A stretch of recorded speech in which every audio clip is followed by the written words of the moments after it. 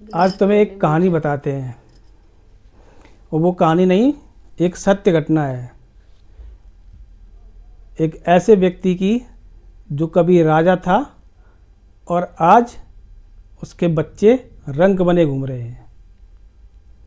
ठीक है, देखो, आदमी के पास कितना भी पैसा आ जाए, ठीक है, कितना भी पैसा आ जाए, लेकिन वो अपने बच्चों को अगर संस्कार नहीं देता है, शिक्षा नहीं देता है, तो वो पैसा और उसका यश सब बर्बाद हो जाता है। ठीक है, समझेंगे ना? अगर तुम सपोज करो हमारे पास बहुत पैसा है, ठीक है, पैसा कमाया, ठीक है, अब हम तुम्हें पढ़ाएं ना और तमीज ना सिखाएं, तो एक दिन वो पैसा सारा तुम बर्बाद कर दोगी। ठीक है, पैसे के साथ साथ घर भी बर्बाद हो जाएगा, क्योंकि तुम कमाओगी धमाओगी नहीं, काम करोगी नहीं, तो सब कुछ बर्बाद हो जाएगा। ठीक है, तो उसी पर आधारित एक कहानी है। गांव में एक पंडित जी थे, ब्राह्मण देवता। तो वो अपने समय पर जमींदार थे। जमींदार जानते किसे कहते हैं? जिनके पास बहुत सारी ज़मीन होती है, जो खेती है, अपना खेत होते हैं ना, वैसी खेत उनके पास बहुत ज़्यादा होती है। पूरे गांव से, पूरे क्षेत्र से सबसे ज़्यादा ज़मीन थी उनके पास। शहर में राजा कहते ठीक है, हैं, गांव में जमींदार कहते हैं। जमींदार थे, उनके पास बहुत ज़मीन थी। तो वो जमींदार थे और बहुत पैसा था, चलती थी उनकी पूरे आसपास के पूरे गांव में। ठीक है, तो गांव में किसी गांव में कोई समस्या हो गई, किसी से लड़ाई झगड़ा हो गया, तो वहीं उन्हीं पंडित जी के पास आते, तो पंडित जी उसको सुलझाते थे। ठीक है, तो उनके यहाँ ये था कि जैसे होली, दिवाली, रक्षाबंधन त्यौहार आते हैं ना, तो कच्चे मकान होते थे पहले। ठीक है, तो उनका ऊपर पक्का था और नीचे कच्चा था।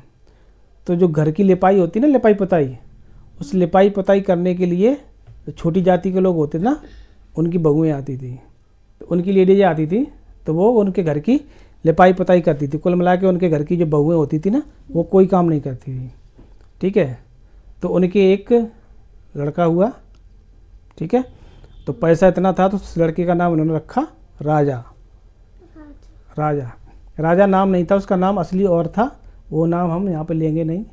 ठीक है, तो पापा उनका शॉर्ट नाम उनको राजा बोलते थे। ठीक है, उनको राजा ही बोलते थे। तो राजा हुए, पैसे की कमी नहीं थी, जमींदार थे, तो राजा को उन्होंने पढ़ाया लिखाया नहीं। ठीक है, उनको पढ़ाया लिखाया नहीं। क्यों नहीं पढ़ा लिखा है? अब वो उनकी कमी थी पैसे के चक्कर में, कि क्या करेगा पढ़े लिखे, राजपाट है तो क्या करेगा, पढ़े लिख के क्या करेगा, इतनी सारी ज़मीन है, खेती बाड़ी है, वही देखेगा। ठीक है, तो राजा को पढ़ाया नहीं और ना ही राजा के ऊपर ध्यान दिया। राजा फंस गए गलत संगत में। ठीक है, गलत संगत मतलब उस समय दारू वारू कम चलती थी, गांजा ज़्यादा चलता था, जो चिलम में भर के पीते हैं ना ऐसे करके। वो भांग गांजा, जो उटपटांग चीज़ होती है वो, ऐसे छोटी चिलम होती है, इसमें धुआं निकालते हैं।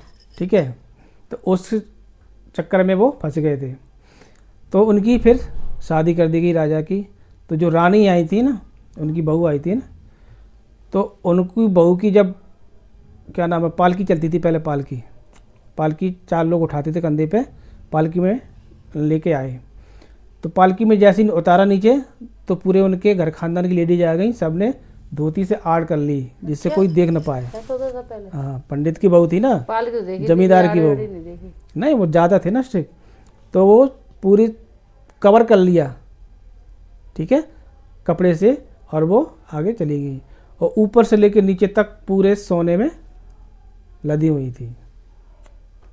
ठीक, तो उनकी शादी हो गई, अपने आराम से रहने लगे। कुछ दिनों बाद पंडित जी ख़त्म हो गए। ठीक है, अब सारी जिम्मेदारी आ गई राजा के ऊपर, और राजा ने जिम्मेदारी के ऊपर ध्यान नहीं दिया। उन्होंने बस वही अपने दोस्तों के साथ घूमना फिरना, अयासी करना। ठीक है, अयासी भी करते थे। तो हमारे यहाँ इटावा में एक मोहल्ला है जिसको रेड लाइट एरिया बोलते हैं, तो वहाँ जाते थे। वहाँ भी उनको वो चस्का लग गया, घर पे रानी को छोड़ के दूसरी औरतों के साथ रंगरेलियाँ मनाने लगे। ये उनकी हरकतें थी ऐसी, उसमें पैसा बर्बाद किया उन्होंने। बाकी खेती बाड़ी उन्होंने ध्यान नहीं दिया। और खेत राम भरोसे छोड़ दिए। तो वो गलत संगति में फंसे हुए थे, ठीक है, व्यभिचार करना, जुआ खेलना और गांजा पीना। तो उनकी गलत संगति का फ़ायदा उठाया वहाँ के कुछ यादव लोगों ने, ठीक है। एक दूसरी बिरादरी यादव भी है हमारे यहाँ, ठीक है। तो जो लोग इटावा के होंगे उन्हें पता होगा, ठीक है। उनका बोलबाला था, ठीक ठाक था, मतलब उभरते हुए थे, ठीक है। तो यादवों के चक्कर में फंस गए। अब यादवों के मन में आ गया लालच, तो उन्होंने इन्हें गांजा पिला के जो उनकी खेती के कागज़ थे, फर्जी कागज़ बनवा के उन पे करा लिए दस्तखत, अपने नाम वो ज़मीन करा ली। अब राजा की संगति तो खराब थी, तो उनके पास उस समय पूरे क्षेत्र में किसी के पास ट्रैक्टर नहीं था। आज के लगभग 40 साल पहले, 40-45 साल पहले उनके पास इकलौता ट्रैक्टर था, ठीक है। तो उन्होंने काम दाम कुछ किया नहीं, ट्रैक्टर बेच दिया। गांव में लाइट थी, ट्यूबवेल उनका था।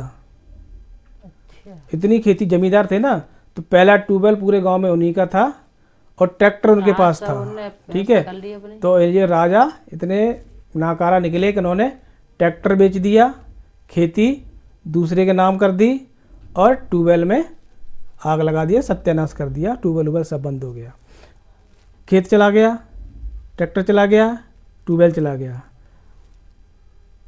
अब उनकी स्थिति इतनी ख़राब हो गई कि गांजा के चक्कर में सब बच्चों को, उनके 3 बेटा हुए, 3 लड़का हो गए राजा के और 2 लड़कियां हो गई। तो उन्होंने अपना पूरा तो सत्यानाश कर ही लिया था गांजा के चक्कर में। लड़कियों की शादी जैसे तैसे की, ठीक है। लड़कों की तीनों में से किसी की भी शादी नहीं कर पाए वो। बड़ा लड़का इनका था, वो भी 1 नंबर का उजड़, ठीक है। तो वो भी घर गृहस्थी को नहीं समझता था, वही गांजा वाली लत उसको भी लग गई। दूसरा लड़का था, वो भी नहीं पढ़ा लिखा ज़्यादा, ठीक है, ऐसी 4वीं-5वीं पढ़े। अब वो दोस्तों के चक्कर में फंस गए। और बताया जाता है, ऐसे सुनने में आया कि दोस्त वो अपनी बहन के यहाँ गए और वहाँ से वो चोरी करके भाग गया।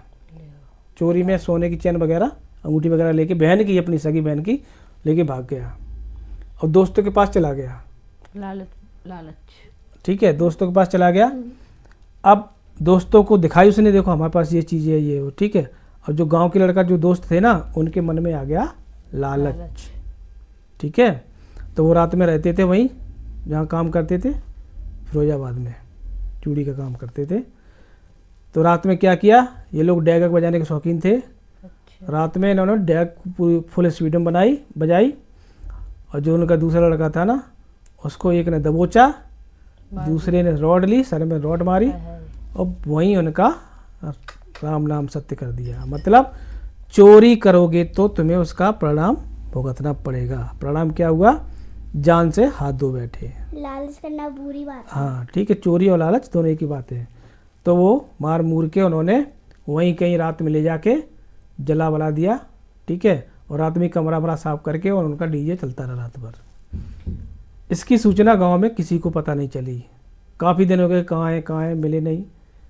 फिर बाद में पता चला, उड़ती उड़ती खबर आई कि वो दोस्तों के पास गया था बहन के जेवर लेके, तो वहाँ ऐसे कांड हुआ। लेकिन उसका अभी तक कोई सबूत नहीं मिला, अभी भी नहीं मिला, सबूत नहीं है। उस समय कैमरा फैमरा नहीं थे ना, ठीक है, और कोई जांच पड़ताल करने वाला भी नहीं था। सुनने में आया कि मतलब ये बात अब सत्य है असत्य है, लेकिन वही है ना, कुल मिला के कहानी है, कहानी में सत्यता भी है। अब उसमें जो जिस लड़के ने 3 लड़का थे उसमें मारने वाले, उसको तो एक लड़के की तो लगभग 6 महीने 1 साल के अंदर ही मौत हो गई, क्योंकि वो मैकेनिक था, ट्रैक्टर संभालता था ना। तो स्पीड में ट्रैक्टर संभालने के बाद उसको चेक करने जा रहा था ना, उसको टेस्ट ड्राइव पे, वो ट्रैक्टर जाके सामने रोड पे एक खाई मोड़ आती थी ना, वहाँ नीचे खाई थी, स्पीड में उसने ट्रैक्टर मोड़ा और ट्रैक्टर गया पलट, वो आ गया ट्रैक्टर के नीचे। तो वो उसका हो गया राम नाम सत्य, ठीक है। तो उसके लड़के के बाद उसका जो दोस्त था वो पहला निपट गया। दूसरा दोस्त जिसके बताते हैं, जिसके बारे में, वो अभी 2-3 साल पहले निपट गया। वो भी उनके पता नहीं कि दिल में कोई दिक्कत आई थी, वो चला गया। अब तीसरा बचा है, तो वो अपने ऐसी मेहनत मजदूरी कर रहे हैं। तो कुल मिला के चोरी की, हत्या की, तो तीनों को इसका परिणाम मिला। तो गलत काम नहीं करना गलती चाहिए। परिणाम मिलता है, गलत ठीक है, गलत काम करोगे तो उसका परिणाम मिलता है। गलत ही मिलेगा। ठीक है। अब राजा का एक बड़ा लड़का तो शादी नहीं हुई है, वो गलत संगत में पड़ गया, गांजा पीता। दूसरा लड़का दोस्तों के द्वारा मार दिया गया।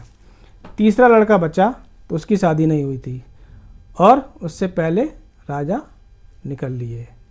उनको बीमारी हो गई, सांस की बीमारी हो गई। तो गांजा पियोगे, सांस की बीमारी से खांसोगे तो वो कब तक इलाज कराओगे, पैसा तो था नहीं और वो निकल लिए।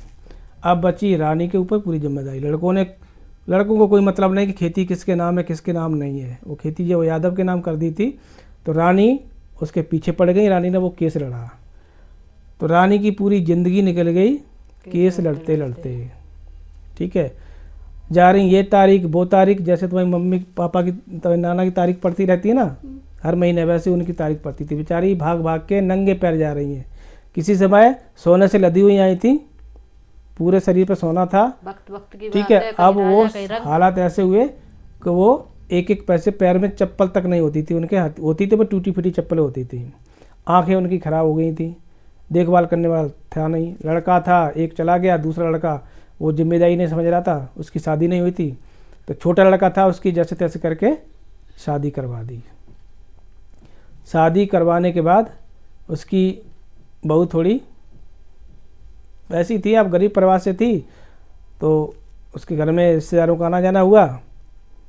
भांजे आंजे का बताते हैं कि फिर वो उसके एक बेटा हुआ। बेटा होने के बाद ये जो छोटा वाला लड़का है वो थोड़ा सीधा साधा है, ज़्यादा सीधा साधा है। ठीक है, तो वो उसके घर में उनका भांजा आता जाता था, वो भांजे के साथ ही चली गई। तो मतलब पूरा परिवार बेकार हो बर्बाद हो गया। अब उसके जो एक लड़का हुआ था ना, वो साल डेढ़ साल का हुआ था, वो पता नहीं क्या हुआ, वो बच्चा भी ख़त्म हो गया।